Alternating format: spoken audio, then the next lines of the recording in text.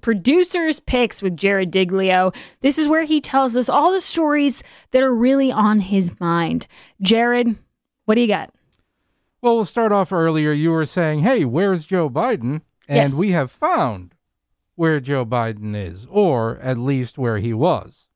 Okay. When he's not busy hanging out in the Oval Office or hanging out in his basement. Or hanging out on the lawn, drinking a cup of coffee near those big Valentine's Day hearts. In his bomber jacket and his aviators. Yes, like the Fonz. With Dr. B. President Biden's Saturday night at Camp David involved beating his granddaughter Naomi at Mario Kart. So I did see this. The White House, their, I don't know what it's called, like their paw official the Twitter. Oval Office. Thank you, Jared. The Oval Office. How could I forget? Tweeted it out. I think it's run by like his granddaughter or his niece or something, because there's someone who gets those pictures. And they put that up, and someone else tweeted it out and said, you know, all these people are dying from COVID. And I saw all the liberals saying, he deserves time off. He has to let steam off too, just because he's the president. And someone said, that's not the rules we set up with Trump. Like, I didn't think you could do that. I didn't think Mario Kart was allowed. Yeah, exactly. That was a lot of it out there. People were like, I can't believe he's, you know, I mean, the conservatives who are applying the same standard to Donald Trump. Donald Trump is golfing. Well, there have been 7 Vietnams worth of deaths under COVID, under Orange Man. And again, you know, Jack Posobiec on Twitter, who's a good follow, did kind of turned it around, and obviously he's being hyperbolic, but you know, we've had 26 full 9/11s of COVID deaths since Biden became president, and he's playing Mario Kart, emphasizing the point that, and when they say, you know, there's the old saying, the left can't meme, like they can't make memes on the internet that are any good, they have no sense of humor, and this completely showed that they have no sense of irony, they have no sense of humor, and like you said, it just, everything blew up, and it was fantastic. I've noticed that a lot, because a lot of people have been saying like, oh, since Joe Biden's been president, you know, 60,000 or I don't know, I haven't been watching the number, have died from COVID, blood on his hands, and they're saying it, like Jared said, sarcastically. We're just doing it like they did for Donald Trump, and the amount of people who don't understand that it's a joke is frightening. And I say this all the time. The scariest place in this country is the reply section of a tweet. Yeah. Because you will see people. On that tweet you're referring to, Jared, from the Oval Office, there was a woman who was like the second tweet down, and she was seriously tweeting out, and I'm paraphrasing here, but she said like, I'm so happy your family is running the country. It makes me so happy to know there's decency back. Such a cute photo. Love it so much. And I was like, I feel like I'm in an alternate universe. This is a real tweet from someone. Tell me more about the cult of Trump again. Right. No, exactly. Yeah, no, I know. And for inquiring minds, on Mario Kart, his character was Yoshi, the green dinosaur. I love Yoshi. Yoshi was my favorite as a kid. I loved Yoshi. And the Princess Peach. Is that her name? Princess Peach. Yeah, big fan of both those. And try not to let this destroy your faith in Willard Mitt Romney. Not possible. I have no faith left in him, but go ahead. This is actually from the Salt Lake Tribune. On Saturday, Mitt Romney joined 6 other Republicans in voting to convict President Trump for the impeachment, insurrection, blah, blah, blah, blah, blah. Well, it seems now Senator Romney might be facing censure in Utah. No. Yes. I mean, proposed censure of Romney because whereas Senator Willard Mitt Romney misrepresented himself as a Republican is one charge, whereas Senator Willard Mitt Romney has prioritized his personal and political vendetta against President Donald J. Trump ahead of the Constitution of the United States in the interest of we, the people, and the advancement of the Republican platform.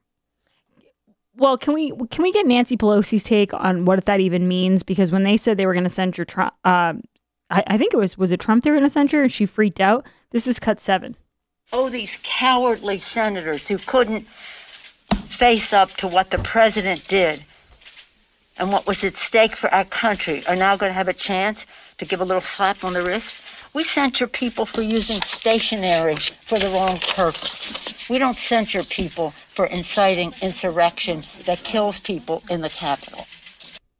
She's an angry bird. You are an angry, sad little lady.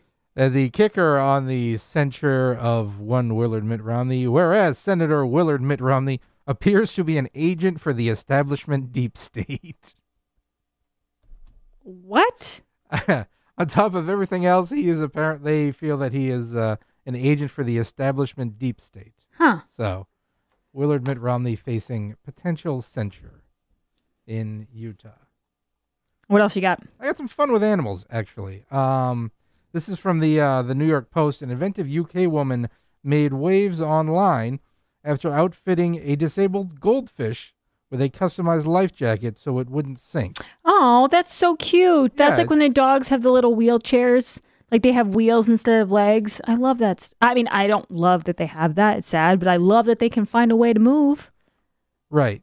And this Stacey O'Shea, who ran the pet sanctuary of Northeast Birmingham, told the news that he'd been living on the bottom of his tank upside down for some time. Oh, God. So she determined not to let him perish and outfitted him with, it looks like some type of tiny plastic tubing that's sort of molded into a cage that he sits in the cage and just he can kind of float around. So that's... I'm not going to lie.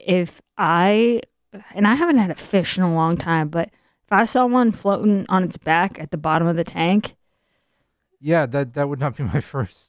Yeah, I wouldn't be like, oh, let's figure out a life jacket. I'd be like, oh, that thing's dead. That fish has died. And if you can't get enough of government surveillance, Yep.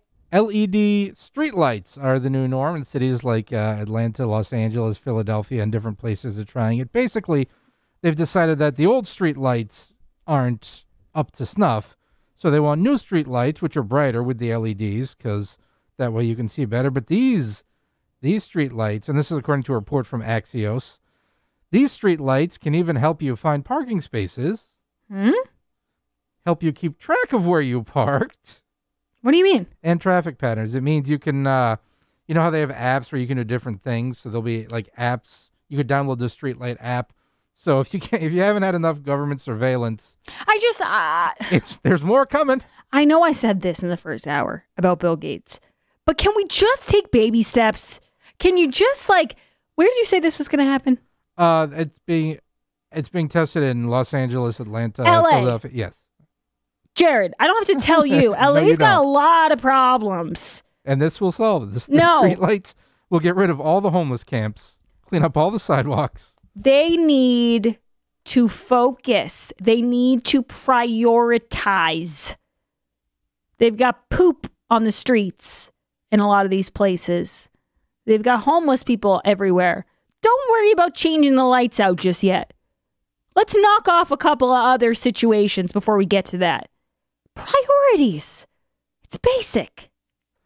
And of course, yesterday was Valentine's Day. St. Valentine, some may say the very first victim of cancel culture. But aside from... Was he canceled?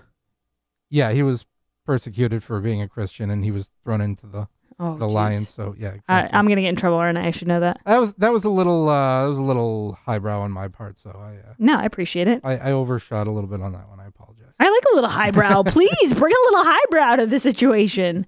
So aside from being a great day for heart-shaped pizzas, which are fantastic, this came out, the Axios on HBO, the same show where we played Kamala lying about the starting from scratch. Margaret Talev was interviewing Dr. Fauci, and they were talking about the pandemic, and he's saying people not let their guard down. But Margaret Talev let us know about a new term from the people who brought you terms like adulting. The term is Fauci-ing. What does that mean? Wow. Changing your mind on everything? Wait. Let me guess first. Is it changing your mind on absolutely everything? It does involve changing your mind. Is it involving yourself in things that have nothing to do with you? Not exactly. Is it ruining things for everyone? Yes. Oh, it's being a fun sucker. Fauci-ing means cutting off a relationship if you don't think the other person is serious enough about social distancing and the pandemic. cutting off a relationship, Cutting like a off romantic relationship. Romantic relationship, familial relationship, it doesn't matter. If somebody does not buy the fear of panic porn, cut them out. Please do. If I just want to say, and no one who listens to this is someone who, one of my liberal friends or anything like that. But I just have to say, if you guys don't think I take it seriously enough, which I wear my mask when people ask me to, but if you don't think I take it seriously enough, feel free. Cut me out. I'm out of there. Don't worry about it. You got Fauci'd. I feel like Larry David. It's like, if you're going to invite me to less things and I have less things to go to, hallelujah, I'm not worried about it.